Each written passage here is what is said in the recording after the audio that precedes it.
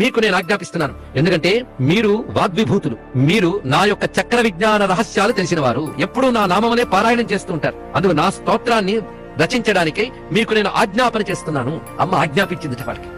అప్పుడు వాళ్ళు మొత్తం 8 వాగ్దేవతలు కూడా భావన చేసి ఈ స్తోత్రం సిద్ధం చేశారు. అమ్మ సిద్ధమైపోయింది అన్నారు. ఇది ఎక్కడ పఠించాలో నేను చెప్తాను అని అమ్మవారు ఒక గొప్ప సభ ఏర్పాటు చేశారండి. ఇప్పుడు ఆ స్తోత్రం ఆవిష్కరణ అనమాట.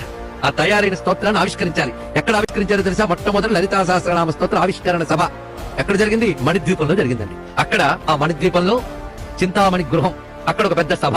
ఆ సభలో అమ్మవారు పంచబ్రహ్మాసనం మీద కూర్చున్నట్ట.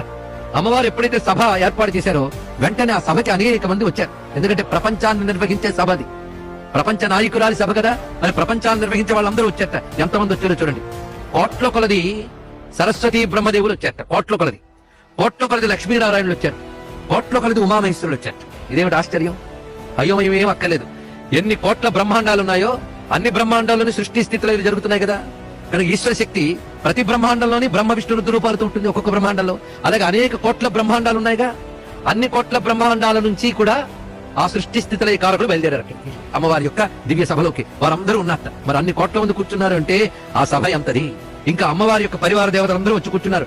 శ్యామలాదేవి, వారాహాదేవి, ఇంకా శక్తయోగిధాకారా, ఇంకా అనేక రకమైన అమ్మవారి యొక్క వివిధ శక్తులు, పరివార దేవతలు, ఉపదేవతలు, అంగదేవతలు అందరూ వచ్చి కూర్చున్నారండి. ఇంకా సభని మనం ధ్యానించుకోవాల్సింది. ఇంకా గురువులు వచ్చారండి. అక్కడ అమ్మవారు వీరందరికీ దర్శనమిచ్చారు. అప్పుడు అమ్మవారు సైగ చేశారు.